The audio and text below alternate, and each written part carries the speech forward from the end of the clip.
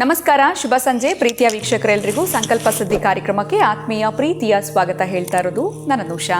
ಜೀವನದಲ್ಲಿ ಬರ್ತಿರುವಂಥ ತೊಂದರೆಗಳು, ಸಮಸ್ಯೆಗಳು, ಕಷ್ಟಗಳು ಇದಕ್ಕೆ ಫುಲ್ ಸ್ಟಾಪ್ ಇಡಬೇಕು ಅಂತಂದರೆ ಅಕ್ಷಯ ವೃಕ್ಷವನ್ನು ನೀವು ಈಗಲೇ ಬರ್ಮಾಡ್ಕೊಳ್ಬೋದು. ಸಾಕಷ್ಟು ಜನ ಹೊಸ ವೀಕ್ಷಕರು ಕಾರ್ಯಕ್ರಮನ ವೀಕ್ಷಿಸ್ತಿದ್ದೀರಾ. ಇದ್ರ ಬಗ್ಗೆ ನಿಮಗೆ ಹೆಚ್ಚಿನ ಮಾಹಿತಿ ಬೇಕಿದ್ದಲ್ಲಿ ಸ್ಕ್ರೀನ್ ಮೇಲೆ ಸಂಖ್ಯೆಗಳು ಬರ್ತಾ ಇದೆ. ಕಾರ್ಯಕ್ರಮದಲ್ಲಿ ನಮ್ಮ ಜೊತೆಯಲ್ಲಿದ್ದಾರೆ ಸ್ಪಿರಿಚುವಲ್ ಗುರು ಡಾಕ್ಟರ್ ವಿಷ್ಣುದತ್ತ ಗುರುಜಿಯವರು. ಗುರುಗಳನ್ನ ಕಾರ್ಯಕ್ರಮಕ್ಕೆ ಸ್ವಾಗತಿಸೋಣ. ನಮಸ್ತೆ ಗುರುಗಳೇ, ಕಾರ್ಯಕ್ರಮಕ್ಕೆ ಭಕ್ತಿಯ ಸ್ವಾಗತ. ಸಂಕ್ರಾಂತಿ ಹಬ್ಬ, ಎಳ್ಳು ಬೆಲ್ಲ ಆಗಿರ್ಬೋದು, ಕಬ್ಬು ಸೇವನೆ ಮಾಡಿ ವಿಶ್ರಾಂತಿ ಪಡಿತಿರ್ತಾರೆ. ಜೊತೆಗೆ ಹಳ್ಳಿ ಭಾಗಗಳಲ್ಲಿ ಈ ಹಸು ಎತ್ತುಗಳನ್ನ ಕಿಚ್ಚಾಯಿಸೋದನ್ನ ಕೂಡ ನಾವು ಕೇಳ್ಪಟ್ಟಿದ್ದೀವಿ. ನೋಡೋವಂಥ ಅವಕಾಶಗಳು ಆ ಭಾಗದಲ್ಲಿ ಇರೋರಿಗೆ ಸಿಕ್ಕಿರುತ್ತೆ. ಸೊ ಸಂಜೆಯ ಆಚರಣೆ ಯಾವ ರೀತಿ ಇರುತ್ತೆ ಗುರುಗಳೇ? ನೀವು ಯಾವ ರೀತಿ ಮಾಡ್ತಾ ಬಂದಿದ್ರಿ ಆಚರಣೆ, ಇದ್ರ ಬಗ್ಗೆ ನಮ್ಗೆ ತಿಳಿಸ್ಬಹುದಾ? ಓಂ ವಿಶ್ವಸ್ಮೈ ನಮಃ. ಪ್ರೀತಿಯ ಬಂಧುಗಳೇ, ಕೆಲವೊಂದು ಹಳ್ಳಿಗಳ ಕಡೆ ಅದೇ ಈ ಬೆಂಕಿಯನ್ನು ಹಾಕಿ ಎತ್ತುಗಳನ್ನು, ಈ ಹೋರಿಗಳನ್ನು ಓಡಿಸ್ತಾರೆ, ಅದಕ್ಕೆ ಕಿಚ್ಚಾಯಿಸ್ತಕ್ಕಂತಹದ್ದು.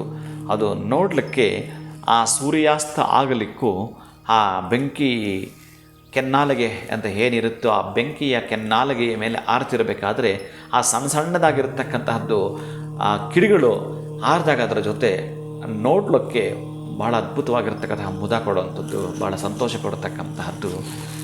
ಈ ಥರದ್ದೆಲ್ಲವೂ ಕೂಡ ಆರೋಗ್ಯಪೂರ್ಣವೂ ಕೂಡ. ಆ ಒಂದು ಎತ್ತು ಹೆಮ್ಮೆಗಳಿಗೆ ವಿಶೇಷವಾಗಿ ಅಲಂಕಾರ ಮಾಡತಕ್ಕಂತಹದ್ದು. ಈ ವರ್ಷದಲ್ಲಿ ನಮಗೆ ಮನೆಗೆ ಬೆಳೆಗಳೆಲ್ಲ ಬಂದಿರುತ್ತವೆ, ಅದಕ್ಕೊಂದು ಕೃತಜ್ಞತೆ ಹೇಳ್ತಕ್ಕಂತಹದ್ದು. ನಮ್ಮ ಜೊತೆಗೆ ಸಹಕರಿಸಿರ್ತಕ್ಕಂತಹ ಈ ಪ್ರಾಣಿಗಳಿಗೆ, ದೈವಿಕವಾಗಿರ್ತಕ್ಕಂಥ ಶಕ್ತಿ ಇರುವಂಥ ಈ ಪ್ರಾಣಿಗಳಿಗೆ ಒಂದು ದಿನ ಅದಕ್ಕೆ ಕೃತಜ್ಞತೆ ಹೇಳ್ತಕ್ಕಂತಹದ್ದು, ಅದಕ್ಕೆ ಬೇಕಾಗಿರೋ ಆಹಾರವನ್ನು ಕೊಡತಕ್ಕಂತಹದ್ದು ಒಂದು ಕಡೆ. ಆದರೆ ಈ ಅಗ್ನಿಪುರುಷನಿಗೆ ಏನು ಪತ್ನಿಯರಿದ್ದಾರಲ್ಲೋ, ಸ್ವಾಹಾದೇವಿ ಸ್ವಧಾದೇವಿ ಅಂತ ಇಬ್ಬರು ಇರ್ತಾರೆ ನೋಡಿ. ಅದೇನೇ ನಿನ್ನೆ ತನಕ ಏನು ದಕ್ಷಿಣಾಯನ ಇತ್ತು, ಇವತ್ತು ಉತ್ತರಾಯಣ ಪುಣ್ಯಕಾಲ ಪ್ರಾರಂಭ ಆಗಿರತಕ್ಕಂತಹ ದಿನಗಳು. ಈ ದಕ್ಷಿಣಾಯನದಲ್ಲಿ ಈ ಪಿತೃದೇವತೆಗಳು ಮಾತ್ರ ತೃಪ್ತಿ ಹೊಂದಿದರೆ, ಈ ಒಂದು ಉತ್ತರಾಯಣದಲ್ಲಿ ದೇವತೆಗಳು ತೃಪ್ತಿ ಹೊಂದುತ್ತಾರೆ, ಪಿತೃದೇವತೆಗಳು ತೃಪ್ತಿ ಹೊಂದುತ್ತಾರೆ, ಮನುಷ್ಯರು ತೃಪ್ತಿ ಹೊಂದುತ್ತಾರೆ, ಪ್ರಾಣಿಗಳು ತೃಪ್ತಿ ಹೊಂದುತ್ತವೆ, ಪಕ್ಷಿಗಳು ತೃಪ್ತಿ ಹೊಂದುತ್ತವೆ. ಇವೆಲ್ಲವೂ ಕೂಡ ಇನ್ನು ಮುಂದೆ ಬರತಕ್ಕಂತಹ ಈ ವಸಂತ ಮಾಸ ಎಲ್ಲ ಕಡೆ ಚಿಗುರುತ್ತಾ ಇರತಕ್ಕಂತಹದ್ದು, ಅಂದರೆ ಬೆಳವಣಿಗೆ ಸೂಚಕ ಅದು. ಈ ಹಿಂದೆ ಬರ್ತಕ್ಕಂತಹ ಋತುಗಳೆಲ್ಲ ಕೂಡ ಎಲೆ ಉದುರೋಗ್ತಾ ಇರ್ತಕ್ಕಂಥದ್ದು, ಅಂದರೆ ಮನುಷ್ಯ ಜೀವನ ನಷ್ಟ ಆಗ್ತಕ್ಕಂತಹದ್ದು, ಪ್ರಾರಬ್ಧ ಏನೋ ಒಂದು ಕಳ್ಕೊಳ್ತಕ್ಕಂತಹದ್ದೇ ಇರುತ್ತೆ. ಇಲ್ಲಿ ಇನ್ನು ಮುಂದೆ ಬರ್ತಕ್ಕಂಥ ಈ ಹಬ್ಬದಿಂದ ಮೊದಲುಗೊಂಡು ಎಲ್ಲ ಪಡ್ಕೊಳ್ಳೋದು.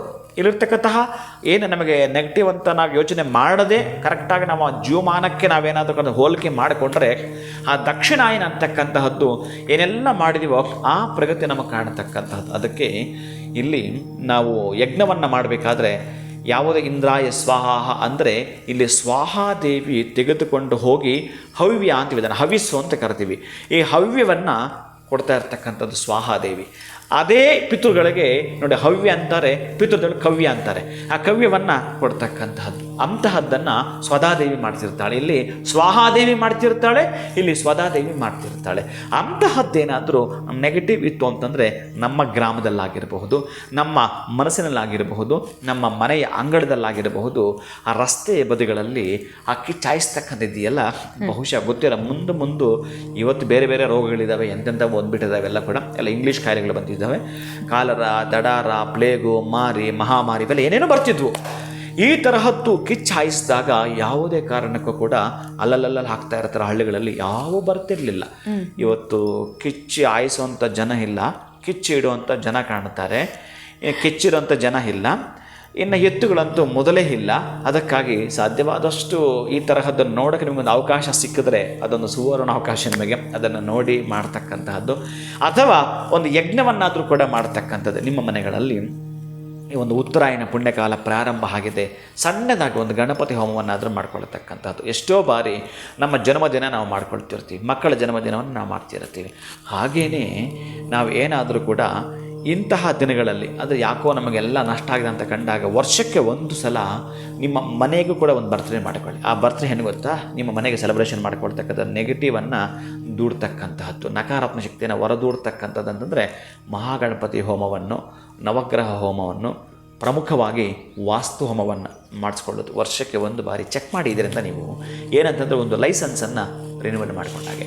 ದೊಡ್ಡ ಮಟ್ಟದ ನಿಮ್ಮ ವ್ಯವಹಾರ ವ್ಯಾಪಾರ ಮಕ್ಕಳಲ್ಲಿ ವಿದ್ಯೆ ಬುದ್ಧಿ ಇವೆಲ್ಲ ಕೂಡ ಚೆನ್ನಾಗಾಗಬೇಕಾದ್ರೆ, ಯಾಕಂತಂದರೆ ನಿಮ್ಮ ಸುತ್ತಮುತ್ತ ಇರತಕ್ಕಂತಹದ್ದು ಆ ಒಂದು ಏರ್ ಪ್ಯೂರಿಫೈರ್ ಮಾಡಿದ ಹಾಗೇನೆ. ಅದಕ್ಕಾಗಿ ಬಹಳ ಮುಖ್ಯವಾಗಿ ನಿಮ್ಮ ಮನೆಯಲ್ಲಿ ಸಂತೋಷ ಸಮ್ಮುಖ ಸಿಗಬೇಕು ಅಂತಂದರೆ, ವಿದ್ಯೆಗೆ ಸಂಬಂಧಪಟ್ಟ ವಿನಯ ಸಿಗಬೇಕಾದರೆ, ಭೋಗಕ್ಕೆ ಸಂಬಂಧಪಟ್ಟ ಭಾಗ್ಯ ಸಿಗಬೇಕಾದರೆ, ಪ್ರಮುಖವಾಗಿ ನನ್ನ ಪ್ರೀತಿಯ ಬಂಧುಗಳೇ, ಅಟ್ಲೀಸ್ಟು ಈ ಒಂದು ತಿಂಗಳಲ್ಲಿ ಯಾವುದಾದ್ರೂ ಒಂದು ದಿನ ಆದರೂ ನಿಮ್ಮ ಶಕ್ತಿಯಾನುಸಾರ ಅಂತಹ ಹೋಮವನ್ನು ಮಾಡಿಸ್ಕೊಳ್ತಕ್ಕಂಥ ಪ್ರಯತ್ನವನ್ನು ಮಾಡಿಕೊಳ್ತಾ ಬರತಕ್ಕಂಥದ್ದು, ಅಥವಾ ಎಲ್ಲಿಯಾದರೂ ಮಾಡ್ತಾ ಇದ್ದರೆ ಭಾಗಿಯಾಗ್ತಕ್ಕಂಥದ್ದು. ಇದೇ ದಿನ ನಿಮಗೆ ಸಿಕ್ಕಿದ್ರೆ ಒಂದು ಸುಯೋಗ ಅಂತ ಹೇಳಬಹುದು. ಅಂತಹ ಸಂಕ್ರಾಂತಿ ಹಬ್ಬದ ಶುಭಾಶಯಗಳು.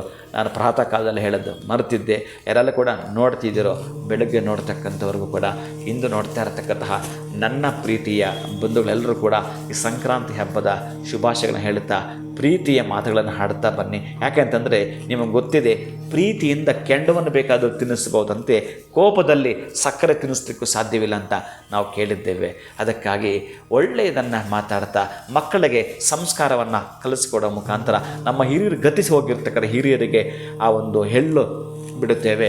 ಇಂತಹ ದಿನಗಳಲ್ಲಿ ಎಳ್ಳು ಬೆಲ್ಲವನ್ನು ತಿಂತೇವೆ. ಇಂತಹ ಸಂಸ್ಕಾರನ ಸಣ್ಣ ಸಣ್ಣದಾಗಿ ಕಲಿಸ್ಕೊಡ್ತಾ ಹೋದರೆ ಅವರ ಮುಂದಿನ ಜಾಯಮಾನಕ್ಕೆ ಪ್ರಗತಿಯ ಕೀಲಿ ಕೈ ಈ ಸಂಸ್ಕಾರಗಳು ಆಗಿರ್ತವೆ ನನ್ನ ಬಂಧುಗಳೇ.